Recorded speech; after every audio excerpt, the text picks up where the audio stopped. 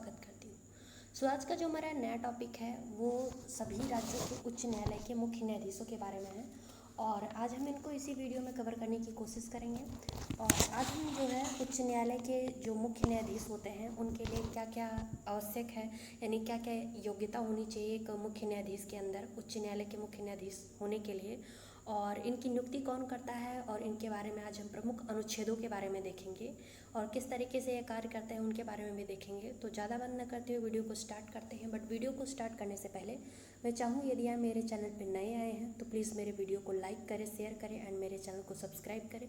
Bell icon दबा के और सिलेक्ट जरूर करें ताकि हमारी सारी वीडियो की नोटिफिकेशन अब तक पहुँचती रहे। ये अपने क्वेश्चन को देखते हैं। तो सबसे पहले क्वेश्चन देख लेते हैं। देखिए, उच्च न्यायालय के बारे में देख लेते हैं। तो जैसे आपका केंद्र स्तर होता है, केंद्र स्तर पे जो सर्वोच्च न्यायालय होता है वो सर्वोच्च न्यायपालिका होती है। केंद्र स्तर पर सर्वोच्च न्यायालय जो होता है वो सर्वोच्च न्यायपालिका होती है।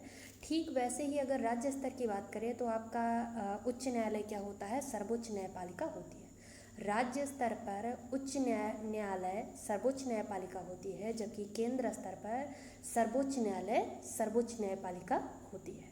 और अगर बात करें भारत में उच्च न्यायालय का गठन, तो सर्वप्रथम जो है भारत में उच्च न्यायालय का गठन 1862 ईस्वी में हुआ था। 1862 ईस्वी में 3 स्थानों पे हुआ था। एक आपका है कोलकाता, मुंबई और उसके बाद मद्रास आ जाता है। और उसके बाद क्या हुआ था, तीन जगह उच्च न्यायालयों का गठन हुआ था। और चौथे उच्च न्यायालय का गठन जो हुआ है वो आपका हुआ है 1866 ईस्वी में। कब हुआ है, 1866 ईस्वी में। और कहाँ पे हुआ है, आपका इलाहाबाद में हुआ है। अब बात कर लेते हैं अपना उच्च न्यायालय के गठन के बारे में। तो उसके बारे में एक अनुच्छेद है आपका, अनुच्छेद 216। क्या है, अनुच्छेद 216, अनुच्छेद 216। इसके तहत ये बोला गया है कि प्रत्येक उच्च न्यायालय मुख्य न्यायाधीश और ऐसे अन्य न्यायाधीशों से मिलकर बनेगा जिसे राष्ट्रपति समय समय पर नियुक्त करना आवश्यक समझेगा। उसके बाद आपका एक और अनुच्छेद आ जाता है, प्रमुख है, अनुच्छेद 224। क्या आ जाता है, अनुच्छेद 224 आ जाता है। इसके तहत ये बोला गया है कि आवश्यकता पड़ने पर अतिरिक्त न्यायाधीशों तथा कार्यवाहक न्यायाधीशों की नियुक्ति की जा सकती है। यानी अगर ऐसी कोई स्थिति आ जाती है जिसमें जो आपका उच्च न्यायालय है उसके जो मुख्य न्यायाधीश हैं, अगर वो कोई निर्णय नहीं ले पाते हैं तो उनकी सहायता के लिए गवर्नमेंट क्या कर सकती है, आपके राष्ट्रपति क्या कर सकते हैं, अन्य कार्यवाहक न्यायाधीशों की या अतिरिक्त न्यायाधीशों की नियुक्ति कर सकते हैं।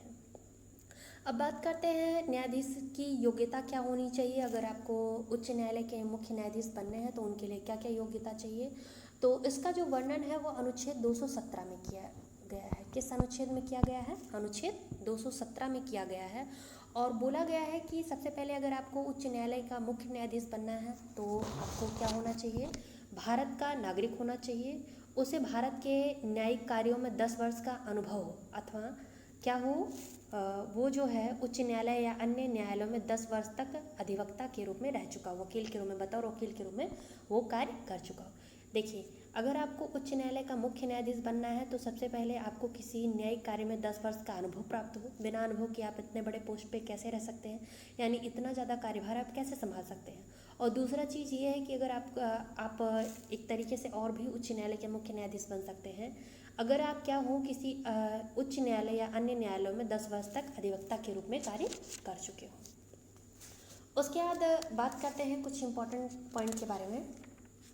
देखिए कि उसमें है जैसे आपका आता है कार्यकाल के बारे में आ जाता है। तो जो एक उच्च न्यायालय के मुख्य न्यायाधीश होते हैं उनका जो कार्यकाल होता है वो 62 वर्ष, मतलब 62 ईयर तक रहता है, 62 साल। अब देखिए 62 साल मैंने लिखा है और उसके बाद जो है एक 5 वर्ष होता है। कितना होता है, 5 ईयर, 5 ईयर, 5 ईयर, ठीक है। अब देखिए 5 ईयर की बात तो है, यहाँ पे कोई निश्चित नहीं है, पर यहाँ पे मैंने जो 62 साल लिखा है, 62 ईयर लिखा है, तो मेरे कहने का मतलब ये है यहाँ पे कि एक जो उच्च न्यायालय का अगर कोई मुख्य न्यायाधीश नियुक्त होता है और उसकी एज जैसे ही 62 साल पूरी हो जाती है उसको उसके पद से मुक्त कर दिया जाएगा। यानी आप केवल क्या है, आप केवल जो है केवल 62 ईयर तक जो है वो उच्च न्यायालय के मुख्य न्यायाधीश के पद पर रह सकते हैं। और अगर आपकी एज उतनी नहीं होती है तो आप मैक्सिमम जो है वो 5 ईयर तक अपनी सेवा दे सकते हैं। उसके बाद जो है देखिए 62 जो साल दिए हैं, 62 ईयर दिए हैं, उसमें कंफ्यूज मत होइएगा। वैसे ही दिया है सर्वोच्च न्यायालय में भी दिया गया है कि एक जो वहाँ का उच्च न्यायाधीश होता है वो 65 साल तक अपनी सेवाएं दे सकता है और उससे अधिक नहीं दे सकता है। उससे मतलब 65 साल के बाद वो जो है वो सेवानिवृत्त कर दिया जाता है। सेम ऐसे इसमें भी है उच्च न्यायालय के मुख्य न्यायाधीश में भी कि यहाँ पे भी वो केवल 62 साल तक यानी 62 ईयर तक जो है वो अपनी सेवाएं दे सकता है। चाहे मान के चलिए अगर कोई एक व्यक्ति है जो उच्च न्यायालय के मुख्य न्यायाधीश के रूप में नियुक्त होता है और उस समय उसकी एज कितनी है, 60 साल है। 60 साल है। अब इसका मतलब ये नहीं है कि इनको 5 ईयर तक और मौका मिलेगा, नहीं। इनकी एज जैसे ही 60 साल से क्या हो जाती है, जैसे ही इनकी एज 60 साल से 62 ईयर हो जाती है, इनको सेवा निवृत्त कर दिया जाएगा, यानी इनको इनके पद से हटा दिया जाएगा। तो मेरे कहने का मतलब ये है, आप लोग कंफ्यूज मत होइएगा। उसके बाद जो है अब बात करते हैं कुछ प्रमुख अनुच्छेदों के बारे में। तो एक केस आप लोगों ने पढ़ा होगा, सबरीमाला केस पढ़ा होगा। और ये जो सबरीमाला मंदिर है वो कहाँ है, आपका केरल में स्थित है। कहाँ है आपका, केरल में स्थित है।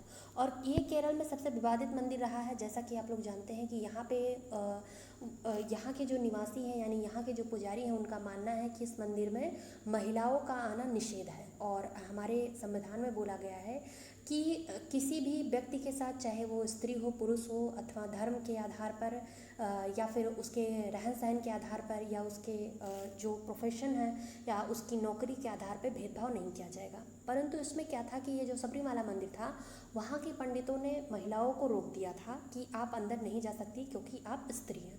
तो इस तरीके से उनके लिंग के आधार पे उन पर विभेद किया गया। तो महिलाओं ने क्या किया, महिलाओं ने रिट दायर कर दी। तो देखिए अगर रिट की बात करते हैं तो ये क्वेश्चन भी पूछा जाता है कि किस अनुच्छेद के तहत हम रिट दायर कर सकते हैं।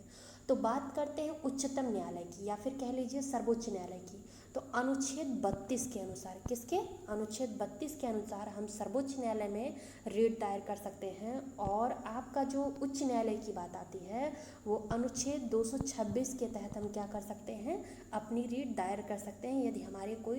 यदि कोई जो है हमारे मौलिक अधिकारों का हनन करता है, मूल अधिकारों का हनन करता है, तो हम अनुच्छेद 226 के अनुसार रिट दायर कर सकते हैं। और अगर बात रही सर्वोच्च न्यायालय पे या फिर केंद्र स्तर पे जाने की, तो अनुच्छेद 32 के अनुसार 32 के अनुसार जो है वो हम क्या कर सकते हैं, अपनी रिट दायर कर सकते हैं। अब देखिए क्या होता है कि इनकी जो नियुक्ति होता है वो राष्ट्रपति करता है, लेकिन इनको हटा भी सकता है राष्ट्रपति।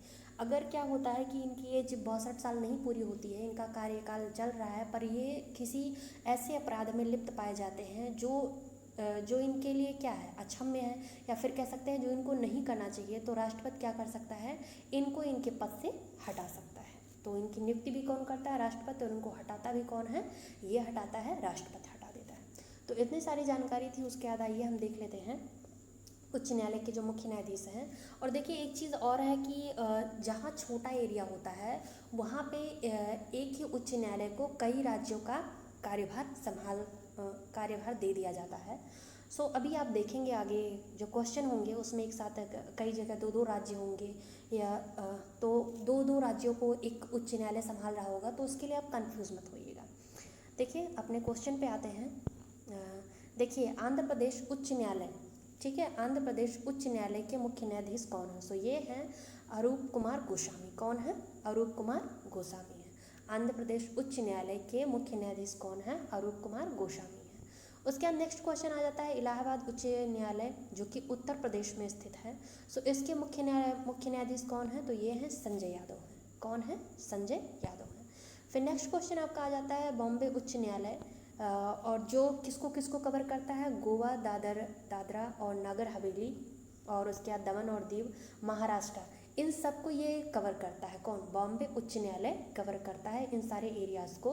तो उसके जो मुख्य न्यायाधीश कौन है वो आपका है दीपांकर दत्ता। कौन है, दीपांकर दत्ता है। देखिए, मैंने आप लोगों को पहले ही बताया था कि जो एक उच्च न्यायालय होता है, अगर एरिया छोटा है तो वो क्या कर सकता है, आसपास के एरिया को कवर कर सकता है, यानी वही एक उच्च न्यायालय होगा जो कई राज्यों को देखेगा एक साथ। मतलब कहीं कहीं ऐसा होता है कि एक साथ जो है वो 2 स्टेट को एक ही उच्च न्यायालय देखता है, यानी 2 स्टेटों में केवल एक उच्च न्यायालय की स्थापना होती है। सो ऐसा यहाँ भी हुआ है कि बॉम्बे उच्च न्यायालय जो होगा वो क्या करेगा, गोवा, दादरा और नगर हवेली, दमन और दीव और महाराष्ट्र, इन सब के जो न्यायिक मामले होंगे उनको ये बॉम्बे उच्च न्यायालय ही देखेगा। और इसके जो बॉम्बे उच्च न्यायालय के मुख्य न्यायाधीश हैं वो दीपांकर दत्ता है। उसके बाद आपका नेक्स्ट क्वेश्चन आ जाता है कलकत्ता उच्च न्यायालय, जो कि अंडमान और निकोबार द्वीप समूह, पश्चिम बंगाल, इन सब को देखेगा। तो उसके मुख्य न्यायाधीश कौन है, सो ये हैं राजेश बिंदल, और ये कौन है, कार्यवाहक है अभी। उसके बाद आपका नेक्स्ट आ जाता है छत्तीसगढ़ उच्च न्यायालय के मुख्य न्यायाधीश कौन है, सो ये हैं PR रामचंद्र मेमन है। कौन है, PR रामचंद्र मेमन है। नेक्स्ट क्वेश्चन आपका आ जाता है भारत के वर्तमान मुख्य न्यायाधीशों की सूची है, सॉरी ये कहीं से आ गया है। अब देखिए दिल्ली उच्च न्यायालय के मुख्य न्यायाधीश कौन है, सो ये कौन है आपका, धीरूभाई नारायण भाई पटेल है। कौन है, धीरूभाई नारायण भाई पटेल है। उसके बाद नेक्स्ट क्वेश्चन आपका आ जाता है गुवाहाटी उच्च न्यायालय के मुख्य न्यायाधीश कौन है, सो ये हैं सुधांशु धुलिया है। कौन है, सुधांशु धुलिया। नेक्स्ट क्वेश्चन आपका आ जाता है गुजरात उच्च न्यायालय के मुख्य न्यायाधीश कौन है, सो ये हैं आपका विक्रमनाथ है। कौन है, विक्रमनाथ। और जम्मू और कश्मीर उच्च न्यायालय के मुख्य न्यायाधीश कौन है, सो ये आपका कौन है, पंकज मित्तल है। कौन है, पंकज मित्तल है। नेक्स्ट क्वेश्चन आपका आ जाता है झारखंड उच्च न्यायालय के मुख्य न्यायाधीश कौन है, सो ये आपका है रवि रंजन है। कौन है, रवि रंजन जी है। नेक्स्ट क्वेश्चन आपका आ जाता है कर्नाटक उच्च न्यायालय के मुख्य न्यायाधीश कौन है, सो ये आपका है अभय श्रीनिवास ओका है। कौन है, अभय श्रीनिवास ओका। नेक्स्ट क्वेश्चन आपका आ जाता है केरल उच्च न्यायालय के मुख्य न्यायाधीश कौन है, तो ये आपका कौन है, S मणि कुमार है। कौन है, S Mani Kumar. Next question आपका आ जाता है मद्रास उच्च न्यायालय के मुख्य न्यायाधीश कौन है, सो ये आपका है संजीव बनर्जी है। कौन है, संजीव बनर्जी जी है। नेक्स्ट क्वेश्चन आपका आ जाता है मणिपुर उच्च न्यायालय के मुख्य न्यायाधीश कौन है, सो ये आपका है PV संजय कुमार है। कौन है, PV संजय कुमार है। नेक्स्ट क्वेश्चन आपका आ जाता है मेघालय उच्च न्यायालय के मुख्य न्यायाधीश कौन है, सो ये आपका है विश्वनाथ सुमत्र है। कौन है, विश्वनाथ सुमत्र है। नेक्स्ट क्वेश्चन आपका आ जाता है उड़ीसा उच्च न्यायालय के मुख्य न्यायाधीश कौन है, सो ये है S मुरलीधरन है। कौन है, उड़ीसा उच्च न्यायालय के मुख्य न्यायाधीश S मुरलीधरन है। उसके बाद नेक्स्ट क्वेश्चन आपका आ जाता है पटना उच्च न्यायालय के मुख्य न्यायाधीश कौन है, सो ये आपका है संजय करोल है। कौन है, संजय करोल है। नेक्स्ट क्वेश्चन आपका आ जाता है पंजाब और हरियाणा उच्च न्यायालय के मुख्य न्यायाधीश कौन है, सो ये आपका है रविशंकर झा है। कौन है, रविशंकर झा है। नेक्स्ट क्वेश्चन आपका आ जाता है राजस्थान उच्च न्यायालय के मुख्य न्यायाधीश कौन है, सो ये है इंद्रजीत महांती। कौन है, इंद्रजीत महांती है। नेक्स्ट क्वेश्चन आपका आ जाता है सिक्किम उच्च न्यायालय के मुख्य न्यायाधीश कौन है, सो ये आपका है जितेंद्र कुमार महेश्वरी है। नेक्स्ट क्वेश्चन आपका आ जाता है तेलंगाना उच्च न्यायालय के मुख्य न्यायाधीश कौन है, सो ये है हेमा कोहली है। कौन है, हेमा कोहली। नेक्स्ट क्वेश्चन आपका आ जाता है उत्तराखंड उच्च न्यायालय के मुख्य न्यायाधीश कौन है, सो ये है राघवेंद्र सिंह चौहान। कौन है, राघवेंद्र सिंह चौहान। नेक्स्ट क्वेश्चन आपका आ जाता है हिमाचल प्रदेश उच्च न्यायालय के मुख्य न्यायाधीश कौन है, सो ये आपका कौन है, L नारायण स्वामी है। नेक्स्ट क्वेश्चन आपका आ जाता है त्रिपुरा उच्च न्यायालय, त्रिपुरा के मुख्य न्यायाधीश कौन है, सो ये आपका है अकील अब्दुल हमीद कुरैशी है। कौन है, अकील अब्दुल हमीद कुरैशी है। सो इतने से क्वेश्चन थे और आई होप आपको मेरी वीडियो अच्छी लगी होगी। जाते जाते एक लास्ट बात बताते जाते हैं, अगर आपसे कोई पूछे कि वर्तमान में उच्च न्यायालयों की संख्या कितनी है, भारत में जो उच्च न्यायालय हैं उनकी संख्या वर्तमान में कितनी है, तो टोटल मिलाकर के अभी तक जो उच्च न्यायालयों की संख्या है वो 25 है। यानी टोटल भारत में कितने उच्च न्यायालय हैं, वो 25 उच्च न्यायालय हैं। और इतने से क्वेश्चन थे। आई होप आपको मेरी वीडियो अच्छी लगी होगी। यदि मेरी वीडियो आपको अच्छी लगती है तो प्लीज़ मेरे वीडियो को लाइक करें, शेयर करें एंड मेरे चैनल को सब्सक्राइब करें। बेल आइकन दबा के और सिलेक्ट जरूर करें ताकि हमारी सारी वीडियो की नोटिफिकेशन आप तक पहुंचती रहे। और आप लोग जानते हैं कि आप लोगों के लिए इतना मेहनत करते हैं, तो अगर आप लोग वीडियो देखिएगा तो प्लीज़ चैनल को सब्सक्राइब किए बिना मत जाइएगा और जितना ज़्यादा हो सकेगा शेयर करिएगा, क्योंकि आप लोगों के सपोर्ट की काफ़ी ज़्यादा ज़रूरत है। बस इतना सा ही कहना था। और अगर आपको मेरी वीडियो में कोई कमी आती है तो प्लीज़ कमेंट करके बताइए। आप कमेंट करके बताएंगे तो हमें और अच्छा लगेगा और नेक्स्ट वीडियो जो होगी वो इससे भी बेहतर आएगी। बस इतना सा ही कहना था। Thank you so much for watching the video.